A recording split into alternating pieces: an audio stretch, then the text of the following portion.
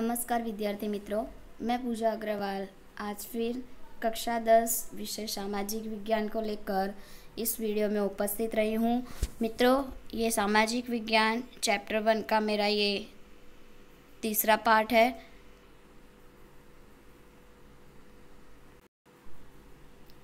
मित्रों, पार्ट 3 के अंदर आज मैं आपको आगे चर्चा करूँगी। मित्रों, हमारा पहला पार्ट था भारत की विरासत। उसके बारे में मैंने अपने पार्ट 1 यानी भाग 1 और वीडियो भाग 2 के अंदर काफ़ी विस्तृत जानकारी आपको भारत की विरासत के बारे में दी और भी आज इस वीडियो में मैं आगे चर्चा करूँगी। तो आप सभी इस वीडियो को बहुत ही अच्छे से और ध्यानपूर्वक देखें, ऐसी आशा रखती हूँ।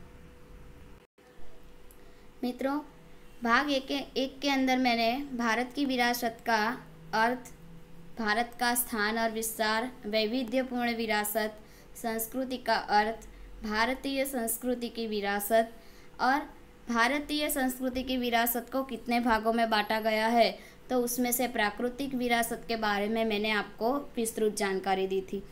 अब आगे की आपने देखा होगा कि पार्ट 2 यानी कि विभाग 2 के अंदर मैंने भारत की सांस्कृतिक विरासत की चर्चा की थी। तो विरासत को कुल 2 भागों में बांटा गया है, जिसमें प्राकृतिक विरासत और सांस्कृतिक विरासत। तो प्राकृतिक विरासत तक की चर्चा मैंने अपने भाग 1 के अंदर की थी और भाग 2 के अंदर सांस्कृतिक विरासत की चर्चा की थी कि जिसके अंदर भारत के अंदर आई हुई सांस्कृतिक विरासत कौन कौन सी है और किस तरह सांस्कृतिक विरासत किसके द्वारा मिलती है और किसे हम विरासत कहते हैं। तो सांस्कृतिक विरासत, तो यहाँ पर मैंने बताया था कि सांस्कृतिक विरासत अर्थात मानव सर्जित विरासत। सांस्कृतिक विरासत अर्थात मानव सर्जित विरासत, जिसे मानव ने जिसका सर्जन मानव ने किया हो, तो उसे सांस्कृतिक विरासत कहते हैं। तो उसके अंदर हमने देखा था कि मनुष्य अपने बुद्धि चातुर्य यानी कि अपनी जो बुद्धि शक्ति है और कला कौशल या अपनी जो बुद्धि है उसको लगाकर कुछ नया बनाने की जो उसकी सोच है और कुछ नया निर्माण करता है, तो उसका जो सर्जन होता है उसके बाद वो सांस्कृतिक विरासत गिनी जाती है। तो यहाँ पर हमने उसकी पूरी विस्तृत जानकारी भी दी थी और उसके बाद मैंने गुजरात के अंदर आई हुई सांस्कृतिक विरासत कौन कौन सी है और कौन कौन से स्थल जो है सांस्कृतिक विरासत के तौर पर देखने लायक है और तीर्थ स्थान भी है जो हम देखने के लिए कई बार जाते भी हैं। तो इसी तरह यहाँ पर गुजरात की सांस्कृतिक विरासत के बारे में देखा था। अशोक का शिलालेख के चित्र भी देखा था कि अशोक का शिलालेख जो है वो कई सालों पुराना है और वह अभी भी ऐसा कि ऐसा ही है जो देखने लायक है। जहाँ मोढेरा का सूर्य मंदिर है हमारे अहमदाबाद में स्थित, सांस्कृतिक विरासत के तौर पर जामा मस्जिद, झूलती मीनार, सीदी सैयद की जाली, हटी सिंह का देहरा जो है वो हमारे अहमदाबाद के अंदर देखने लायक है। तो मित्रों, आज इस वीडियो में मैं आगे चर्चा करूँगी। तो अपने लास्ट वीडियो में मैंने गुजरात के मेलों के बारे में भी बताया था, जो कई मेले सामाजिक और धार्मिक दृष्टि से या तो फिर कुछ परंपराओं के रूप में, कुछ रीति रिवाजों के रूप में भी लगाए जाते हैं या तो आयोजित किए जाते हैं। तो यहाँ सभी मेलों के बारे में मैंने बताया था और आज इस वीडियो में मैं आगे चर्चा करूँगी आर्य लोगों की। तो मित्रों, लास्ट में अपने ये पॉइंट पर पहुँचे थे कि भारत के अंदर इस भारत भूमि पर कितने लोग आके गए, तो ऐसी कई प्रजातियां जो थी वो भारत की भूमि पर आकर आए, यहाँ पर बसे और कुछ लोग यहीं पर स्थायी हो गए। तो यहाँ पर हमने नेग्रिटो, ऑस्ट्रेलॉइड, द्रविड़ और अन्य प्रजा के बारे में जानकारी ली थी, जिसमें मंगोलॉइड, अल्पाइन, डिनारिक और ऑर्मेनॉइड, ये सभी प्रजातियों के बारे में हमने चर्चा भी की। कौन कहाँ से आया था वो भी हमने देखा और उनकी शारीरिक विशेषताएं क्या थी उसकी जानकारी प्राप्त की। अब हम आज इस वीडियो में आर्य के बारे में जानेंगे। तो आर्य लोग जो थे, तो भारत की आर्य सभ्यता के निर्माता, आर्य सभ्यता और संस्कृति वो हमारे भारत के अंदर अच्छी तरह देखी जाती है। तो आर्य सभ्यता के निर्माता आर्य यानी नॉर्डिक लोग थे। प्राचीन काल में हिंदू आर्य कहलाते थे। जो हिंदू धर्म के लोग थे वो प्राचीन काल में, पहले के समय में क्या गिने जाते थे, तो आर्य गिने जाते थे। उनकी मुख्य संख्या जिस प्रदेश में थी वह प्रदेश आर्यवर्त कहलाता था। तो यहाँ एक महत्व का प्रश्न बनता है कि आर्यवर्त यानी आर्यवर्त किसे कहते थे। तो जहाँ आर्य लोगों की संख्या जो थी, आर्य प्रदेश में जहाँ ज़्यादा संख्या हिंदुओं की होती थी या आर्यों की होती थी, उस प्रदेश को आर्यवर्त कहा जाता था। तो प्राचीन काल में प्रथम आर्य जनसंख्या वायव्य भारत में थी। वायव्य यानी कि हमारी जो 4 दिशाएं हैं उनके 4 कोनों पर 4 दिशाएं मिलती हैं, नैऋत्य, वायव्य, अग्नि और ईशान। तो इसी तरह वायव्य भारत में थी। वहाँ 7 बड़ी नदियाँ होने के कारण उसे सप्त सिंधु का प्रदेश कहा जाता था। उत्तर वैदिक काल में पूर्व में मिथिला यानी बिहार तक और दक्षिण में विंध्याचल तक आर्यवर्त का विस्तार हो गया था। अन्य समकालीन प्रजा की तुलना में ये अधिक विकसित थे। यानी दूसरी जो प्रजा यहाँ पर आके गई, नेग्रिटो, हब्सी या और भी अन्य प्रजा, अल्पाइन, डिनारिक, तो उन प्रजा के कंपैरिजन में, उन प्रजा के सामने ये लोग ज़्यादा ही विकसित थे। आर्य भरत राजा या भरत कुल के नाम से यह विशाल प्रदेश भरत भूमि, भरतखंड, भारतवर्ष या भारत जैसे नामों से पहचाना जाने लगा। तो आर्य भरत राजा या भरत कुल के नाम से यह हमारा जो भारत है वो आज भारत नाम से जाना जाता है। आर्य जो थे वो प्रकृति प्रेमी थे, यानी कि प्रकृति को प्रेम करने वाले थे। वे वृक्ष, पर्वत, नदी, सूर्य, वायु, वर्षा आदि की पूजा आराधना करते थे। हम हिंदुओं में भी वर्षा लाने के लिए तो आर्य लोग जो थे वो वृक्ष, पर्वत, नदी, सूर्य, वायु और वर्षा आदि की पूजा आराधना करते थे। उन्होंने इन सब की स्तुतियों यानी ऋतुओं की रचना की थी। कुछ समय पश्चात वेद पाठ प्रचलित हुआ। कालांतर में उससे धार्मिक विधियां प्रारंभ हुई और उसके बाद यज्ञादि क्रियाएं भारत में शुरू हुई। यानी यज्ञ या हवन की क्रियाएं जो थी वो आर्य लोगों ने ही उसकी शुरुआत की हुई है, ऐसा माना जाता है। तो भारत में आई विविध प्रजा की संस्कृतियों के विशिष्ट तत्वों को अपनाकर एक समन्वयी संस्कृति का सर्जन हुआ और कालांतर में भारत में आकार स्थायी हो जाने वाली सभी जातियों के बीच विवाह संबंध द्वारा प्रजा का सम्मिश्रण होता रहा।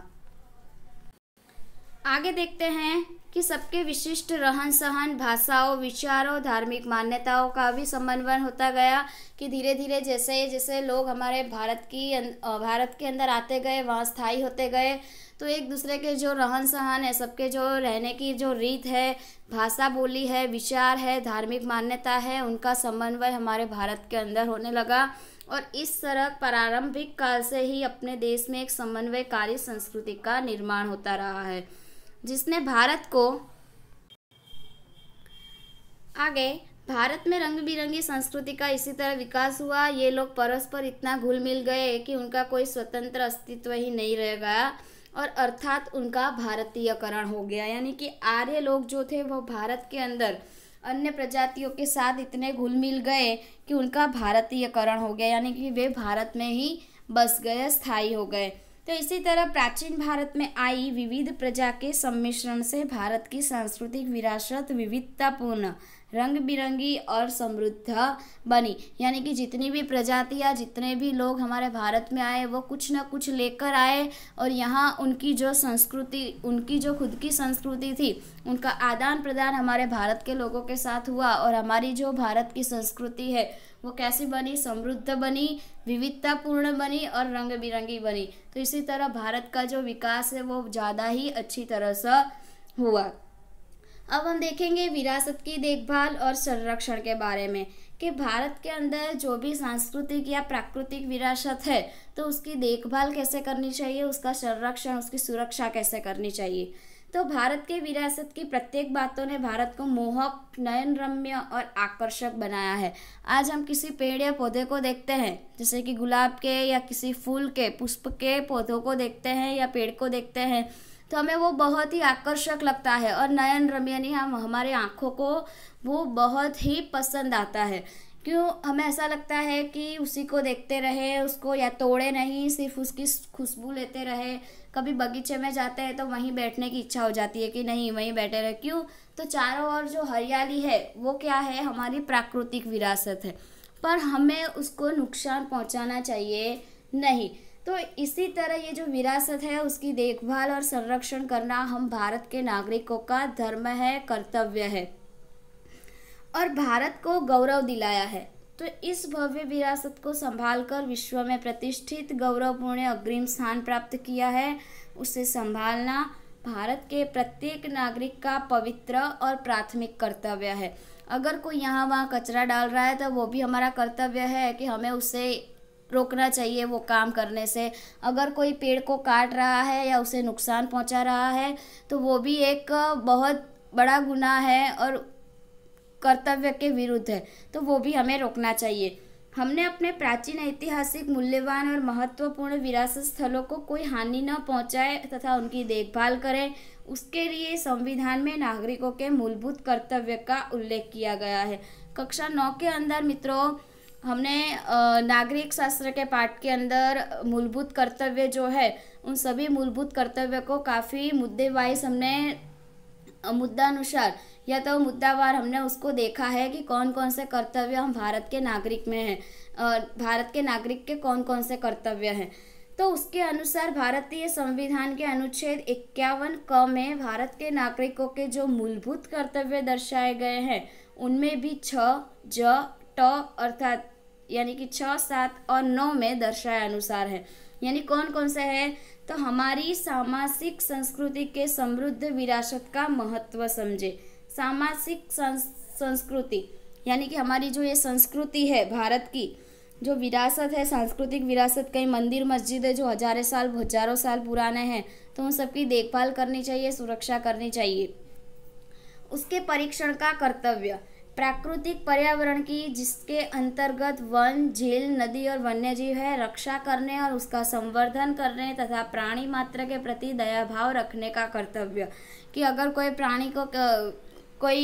प्राणी अगर रास्ते पर पड़ा है बेहोशी की हालत में या कुछ गंभीर हालत में, तो हमें उस पर दया दिखाकर उसको सही समय पर इलाज के लिए ले जाना चाहिए। तो इसी तरह प्राणी मात्र पर, चाहे फिर वो सामाजिक हो या फिर इसी तरह कोई जानवर हो, तो सभी लोगों के ऊपर दया भाव रखने का कर्तव्य और सार्वजनिक संपत्ति को सुरक्षित रखने और हिंसा से दूर रहने के कर्तव्य का समावेश भी किया गया है। आगे देखते हैं। इसी तरह प्रकृति ने जो मनोरम भूदृश्य, चारों ओर जो वन है, नदियां हैं, झरने हैं, तालाब हैं, फिर पेड़ पौधे हैं, ये जो प्रकृति से हमें जो देन मिली है तो भारत भूमि को दिए हैं, उसकी सुंदरता, पवित्रता और शुद्धता को हम सबको साथ मिल करके एक नैतिक कर्तव्य समझ करके उसे क्या रखना चाहिए, तो सुरक्षित रखना चाहिए। भारत की विरासत की संरचना और क्रमिक विकास भारत को मिली विशिष्ट प्राकृतिक रचना पर आधारित है। प्रकृति द्वारा भारत को अथाह संपत्ति प्राप्त हुई है। इन प्राकृतिक विशिष्टताओं ने भारत को प्रत्येक क्षेत्र में विकास के हेतु अनमोल अवसर प्रदान किए हैं। भारत की विरासत सदियों से भारत के लोगों द्वारा आर्थिक, राजनैतिक, सामाजिक और सांस्कृतिक क्षेत्र में किए गए विकास का परिणाम है। तो मित्रों इसी तरह यहाँ हमने अंतिम मुद्दे में देखा कि भारत की सांस्कृतिक विरासत की देखभाल हमें किस तरह करनी चाहिए। सांस्कृतिक विरासत के साथ साथ हमें प्राकृतिक विरासत का भी उतना ही ख्याल रखना होगा। तो मित्रों इसी तरह यह पाठ जो है भारत की विरासत वो यहाँ पर पूर्ण होता है, समाप्त होता है, जिसमें हमने आपको फिर से अगर नहीं समझ में आ रहा है तो मेरे सारे वीडियो को फिर से देखिए। उसमें विरासत का अर्थ, संस्कृति का अर्थ, भारत का स्थान और विस्तार और दोनों प्रकार की विरासत के बारे में विस्तृत जानकारी प्राप्त करें और ना हो तो किताब को एक बार फिर से पढ़ें और उसमें से छोटे छोटे प्रश्न जो है वो आपको खुद बनाने हैं और उनको याद रखना है। तो मित्रों यहाँ पर जो स्वाध्याय दिया है वो स्वाध्याय के प्रश्न जो है वो बहुत ही ईजी है कि आर्य और द्रविड़ प्रजा के विषय में लिखिए। तो आर्य और द्रविड़ प्रजा के बारे में हमने पढ़ा, आगे की कौन कौन सी प्रजातियाँ जो है वो भारत के अंदर आई और उन प्रजातियों की जो शारीरिक विशेषता थी और कहाँ से आए थे उसके बारे में लिखना है। तो यहाँ पहले अपने सूचना पढ़ लेने की कि विस्तृत उत्तर दीजिए। विस्तृत यानी नहीं 3 या 4 मार्क का प्रश्न है तो ये जो है वो हमें विस्तार से उसको समझाना है। अब यहाँ पर है संस्कृति का अर्थ लिखकर विस्तार से समझाइए। तो संस्कृति का हमें अर्थ लिखना है, जीवन जीने की कला, और उसको विस्तार से समझाना है।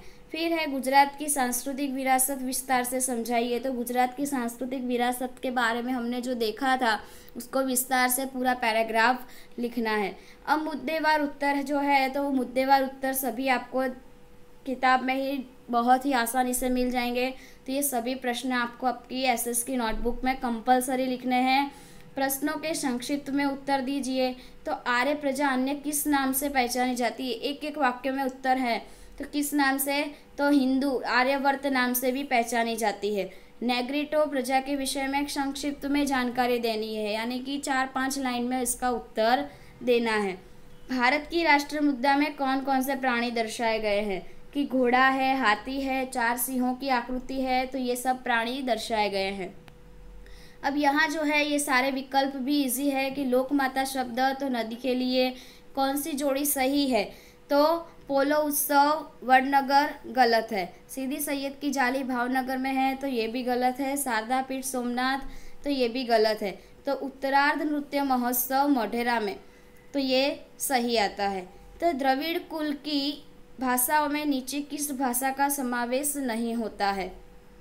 तो ये सभी प्रश्न आपको पैराग्राफ में से आराम से मिल जाएंगे, आसानी से मिल जाएंगे। तो ये जो स्वाध्याय है वो आपको अपनी एसएस की नोट में कंपलसरी लिखना है। तो मित्रों, इसी तरह इस पार्ट को मैं यहीं पर समाप्त करती हूँ और इस वीडियो को आप ज़रूर देखें। आभार।